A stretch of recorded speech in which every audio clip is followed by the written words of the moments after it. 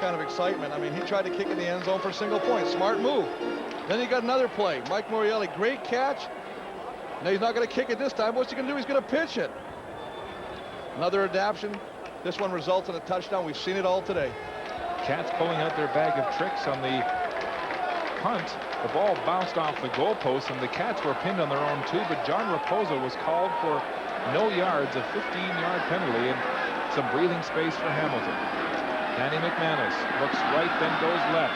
There's a flag on the play, and it looks like the Cats are going to be called for a holding behind the play.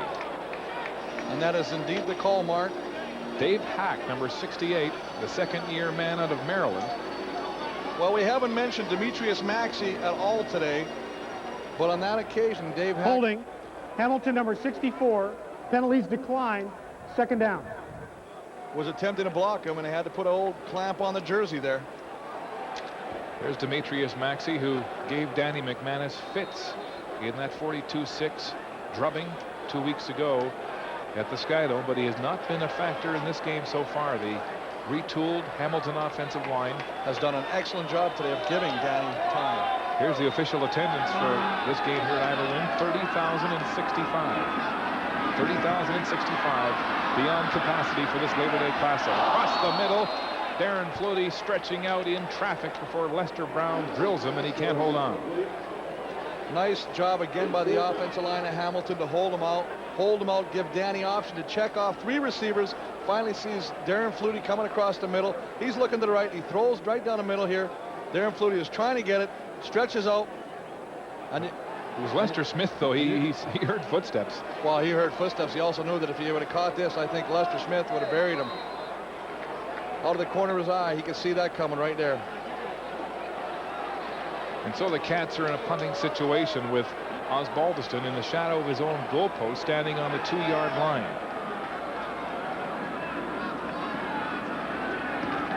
Smith and Smith back to receive.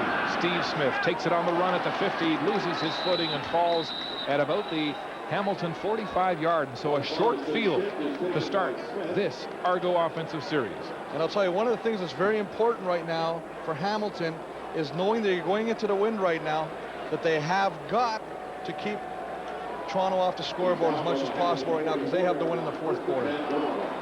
Well, again, a good sign in Hamilton with that huge attendance mark, a sellout here on Labor Day, and of course still to come another sellout at McMahon Stadium in Calgary for game 2 of our Labor Day doubleheader, the Battle of Alberta.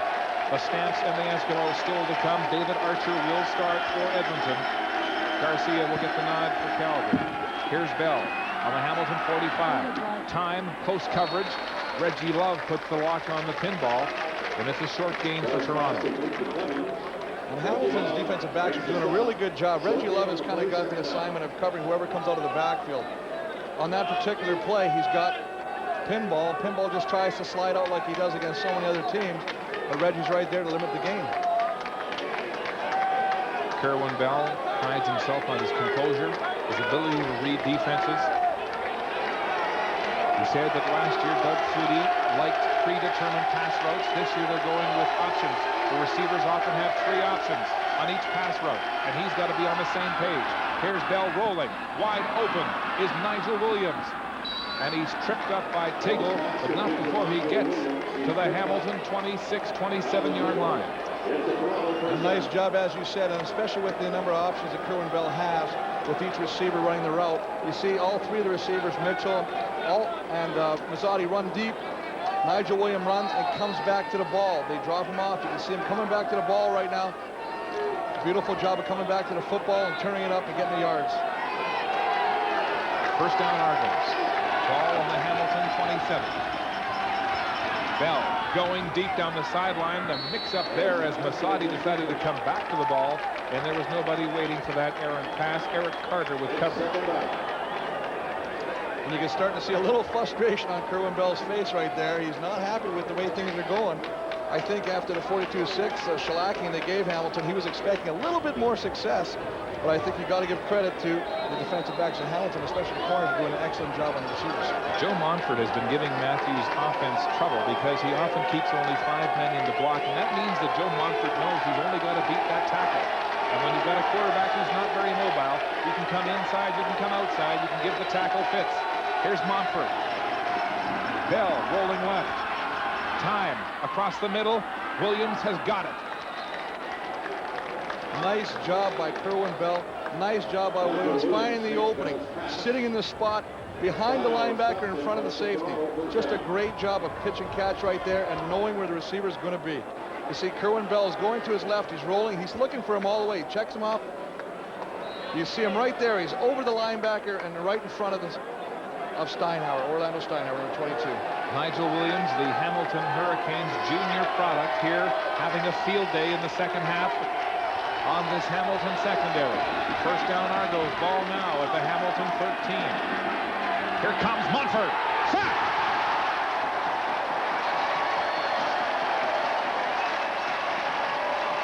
Well, you knew that was going to happen. He knows Morgan. We got to remember now, Morgan was in Hamilton's training camp last year.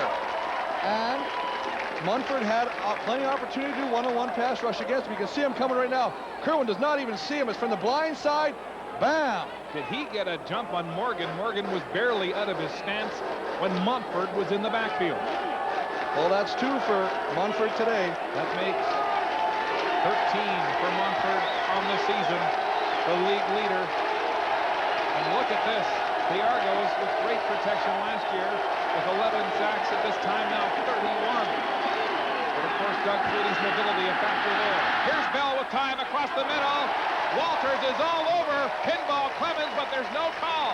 Oh, they got away with one right there. There was definitely interference back there. You don't see Pinball get very excited, but he was excited on that play. He went right to the referee, and you're right, Mark. He was molested on that one.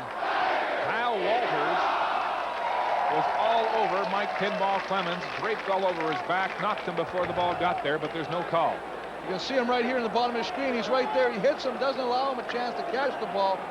It's okay if both you have the opportunity, but you can't negate his opportunity to catch the football. And you're right, Pinball, one of the great sportsmen, does not usually make a case to the officials, but that time he had a point. Field goal attempt for Bigos from the 28. It's up and good. And so Eric Bigos gets his second field goal in 5 attempts to close the margin. It's 13-7 Hamilton. Those are the 500 end zone seats they sold out in 19 minutes for $15 a crack. In fact, some fans bought seats right there behind that big pine tree. Hasn't been cut down yet, although some of the fans, Bluto, have spilled right down to the fence to get a better look at this one. But talk about being a diehard fan. You buy a ticket behind a tree. If I bought a ticket, I'd be taking that tree home for Christmas. Early present. Danny Mack offering some stability at the quarterback position, something that was not here last year. Last year, they had 5 quarterbacks. And you know, Anthony Cavillo, who's having a great season as it is, 279 throws. But look at this year, 319 by 1 quarterback. And some stability, some consistency at the leadership position, and that's why the Cats are 7-2. Here's McManus. It's complete to the far side. Shaw has the ball. And the tackle by Wiltshire.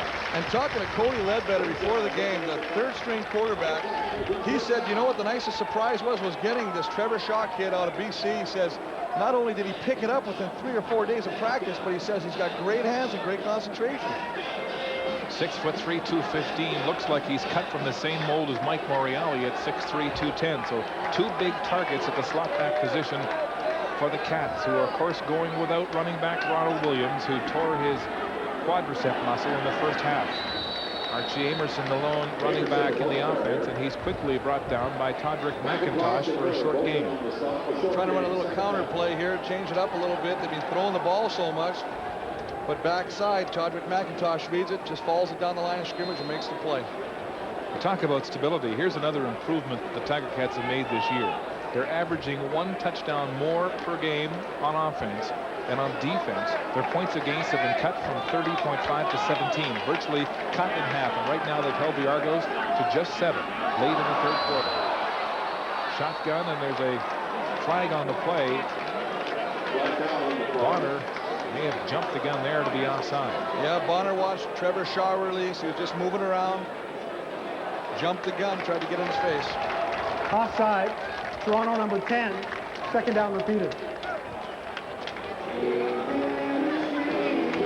Closed captioning is brought to you by Bridgestone Blizzak. Now available in 2 tread patterns, Winter Biter and Ice Gripper. Blizzak, the winter tire that sticks to ice.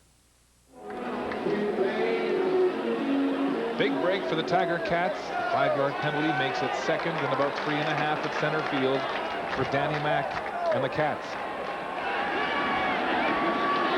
Quick shot over the middle. Archie Emerson has it. Wiltshire with the tackle. The 4th leading tackler in the CFL brings down the diminutive running back, but not before he gets another first down. And smart again. They're sending the receivers deep, running somebody across. They're just running cross route. They got Archie Emerson coming there. He's got to be covered by Kelly Wiltshire. A nice throw.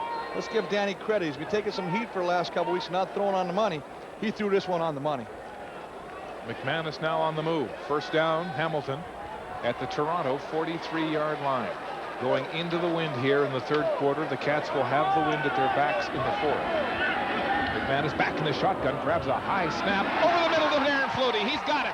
Breaks one tackle and brought down inside the 35 of Toronto and close to another first down.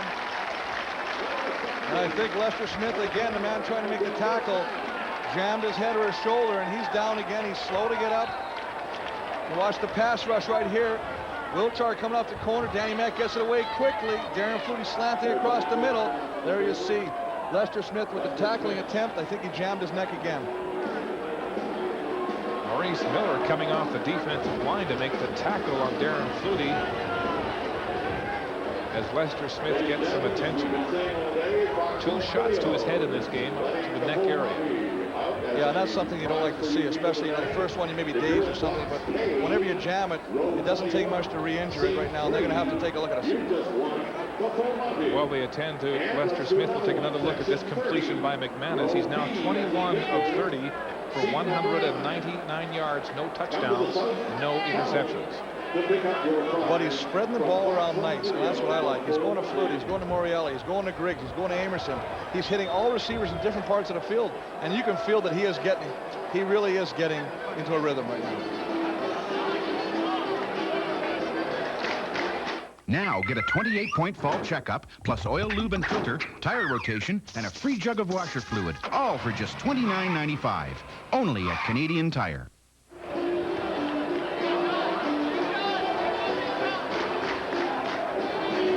Lester Smith making his way to the Argo bench. His 4 interceptions, the best among the Argo secondary this year. It looks like he's clenching his right fist, and that's often an indication of a burner or a pinched nerve.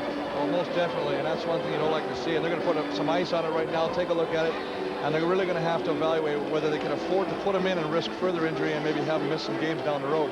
We're attempting to get a ruling on the fact that Danny Mac has no touchdown passes. You remember Bobby Olive got the big TD, but that was on a pass to Morreale and then a pitch out to Bobby Olive. And so McManus has yet to be credited with that as a touchdown pass. This time he goes to Bobby Olive, and Olive is quickly lassoed by the rookie Abraham for a short gain of 4. Well, I think what happens on that situation, Mark, going back to the touchdown with Olive, is that he's credited with the yardage. He gets the yardage, but he doesn't get credit with the catch because it wasn't his catch, it was Morreale's. So all they do is, if he had 10 catches for 100 yards, they would just say now he has 10 catches for 120 yards.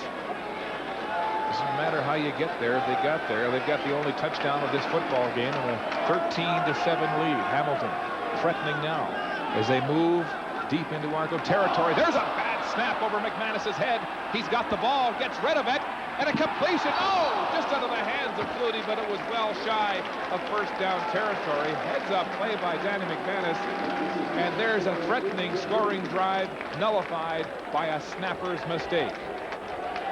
13-7. The Ticats lead the Argonauts after 3 quarters of play in this gritty Labor Day Classic at Ivor Wynne.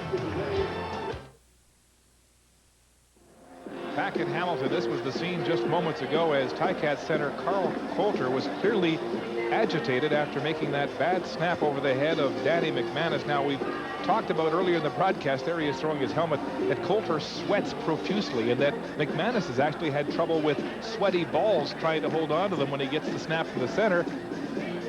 There you see the snap going over Danny Mac's head. Maybe he had too much sweat on his hands and couldn't get the snap off Well, properly. you know, if that was the case, what you'd like to do is, or see Carl Coulter do, is put a couple of the wristbands on to catch that sweat from coming off his arm.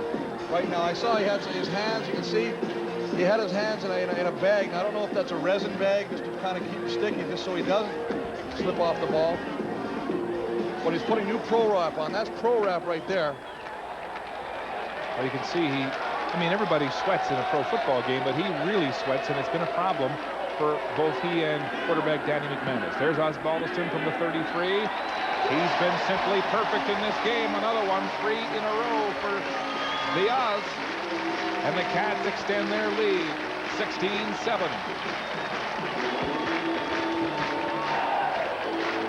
Carl Coulter still glum over that high snap, which snuffed out a promising Cat scoring drive. Twice they've been inside the 35-yard line and failed to come away with touchdowns on the Argos. The crowd here, though, loving this grudge match. It's a great game. We talked about it. Anytime you can bring the other team who has embarrassed you back to your park, your turf, as it were, and you can lay it on them. That's what you want. This is your dream, especially on a big day like this on Labor Day. I was on the internet the other day looking at the various home pages for the Cats and the Argos, and you wouldn't believe how many fans have written in and contacted these websites and made some pretty tough statements about their feelings. And there again, the Grim Reaper signaling the end for the Argos. First down for Kerwin Bell. Argos scrimmaging from their own 35. Bell has had time in this game. A low pass is complete to Paul Masadi, just shy of the first down marker. Third quarter stats, and you see the passing yardage starting to come back for Danny McManus. 204 rushing, though, still a factor, a non-factor in this football game, and 2 turnovers to the 1. Big stat right there is the first downs, though, Mark. I mean, they have really moved the ball now and started to take the time of the clock. Second down, they're about a foot as Kerwin Bell leaves the game and Jay Barker comes back in. And doing that on numerous occasions this season. Short yardage, the rookie, the 6'4" Barker will make the play. Quarterback sneak, and he has ample yardage following the blocking of the big man, Willie Williams. Tiggle with the tackle. First down, Argos across the 45-yard line. Well, it would be a cardinal sin if you have a big guy at 6'4" like that following a couple 300-pounders and you don't get it 1 yard. It should be automatic. Kerwin Bell has yet to really stretch this defense except on a couple of passes to Nigel Williams. But he still has the edge in passing yardage. McManus has now been credited with the touchdown pass, the pass to Morielli, and then the pitch out to Babiala. Nice touch on the ball. It's complete to Darrell Mitchell, but it's short of a first down by about 1.5 yards. And you know what I like about what Hamilton's doing right now is they're giving a little bit, but they're not giving the big play. Last time they were burned repeatedly by big plays. They're playing smart, disciplined football, breaking on the ball and making the play after the ball is caught. Monfort getting ready to call the Hamilton defense as Jay Barker comes back in at quarterback. They continue to shuttle in these short yardage situations. The second and short situation, seeing Barker on this drive. A little more than 1 yard to go. Barker sends 3 receivers right. Hands off to the pinball. He's got the first down and a couple more. Well, what a difference a couple of weeks goes. This was the scene 2 weeks ago as Kerwin Bell aired the ball out. 3 huge passes to Nigel Williams for 152 yards. There's another beauty. Williams had a field day against the Hamilton secondary. And Kerwin Bell was over 300 yards again, that time to Darrell Mitchell in a 42-6 blowout. But in this game, Kerwin Bell has yet to throw a touchdown pass. The Argos yet to score a major with only 7 points. The handoff to pinball. The merry-go-round, he gets out of that situation. Finally grabbed by about 6 Cat defenders. Frank West was the first to make contact, but the pinball made something out of a tough situation. Well, you know, he's a gamer. He's a player. That's why this guy's done everything he's done in this league. He keeps those legs going. He gets contacted, as you say, by Frank West, turns, spins, does everything he possibly can to keep going north and south and try and get his team in better field position. 2nd down and 7. 2nd and long for Kerwin Bell. First time on this drive they've faced a 2nd and long situation.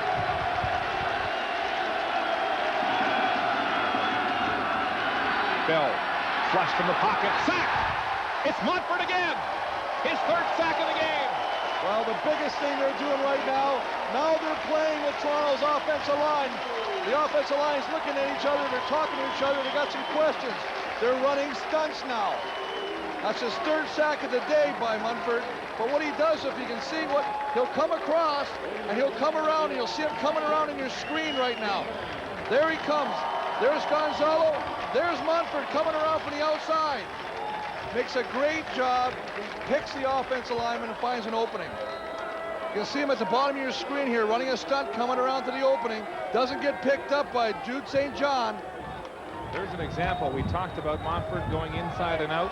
That time he went way inside, faked outside on Willie Williams, then moved 3 positions over and came right through the center spot. Bobby Olive takes the ball on the run. The punt from Prefontaine and doesn't get much on the run back. Sent out of bounds right into the Argo bench where there's more pushing and shoving, and Joe Montford savors his 3rd sack of this football game in Hamilton. Joe Montford is a vocal leader of this Hamilton defense, but he also backs it up by example. Chris? Well, I tell you what, one of the things he does is they'll rush perfectly. You see him right down here in the bottom of your screen. As we roll it now, you're going to see he's going to take 1 step up to freeze the tackle. Willie Williams comes around to the outside. Jude St. John, 66, can't pick him up. Great tackle, great play, and that's how you mess up an offensive line and get some pressure on a quarterback. Right through the center of that Argo offensive line, following his own blocking, if it were. And now he's got 14, opening a lead atop the sack count in the CFL. 1st down, Tiger Cats deep in their own zone just across the 20. McManus far side, nearly picked off by Abraham, who got a jump on that one. Well, that is just, he threw the ball. I think he expected Darren Flutie to come back to that football. Darren kind of broke it, and Darren's kind of hitting himself on the chest saying, my bag. He broke it back, and Darren just kept going straight. And you're right. Abraham should have took that back in the end zone. Quarterbacks and receivers, often when there are multiple routes to be run, reading a defense, have to be on the same page. There has to be a trust there. Obviously, McManus and Flutie misreading that situation. 2nd down and 10. Ball at the Hamilton 22-yard line. Screen pass to Archie Amerson. He's got lots of room. Amerson cuts left, follows some blocking. Now down the far sideline, and finally pushed out of bounds by Maurice Miller. Well, I'll tell you what, not only do you want to use your offensive line as blockers, but if you can use the referee, use the referee. That's what Archie Amerson did on this play. Got a nice screen pass, starts taking off, and uses it right here.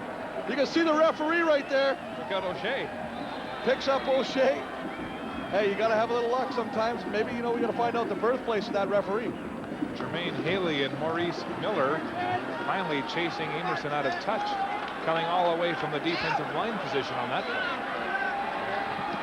1st down, Tiger Cats at their own 50. Some pressure. McManus out of the pocket, and he's sacked. Jermaine Haley, who was in on the last play from Butte College, drags McManus down for a loss of 5 yards. Well, you haven't seen that happen very often. I tell you what, they're trying to run a cross pattern right now. They do a good job of covering it. Danny tries to roll out to the left to try and get the ball open. Gets tracked down by Jermaine Haley, and that's the 9th sack.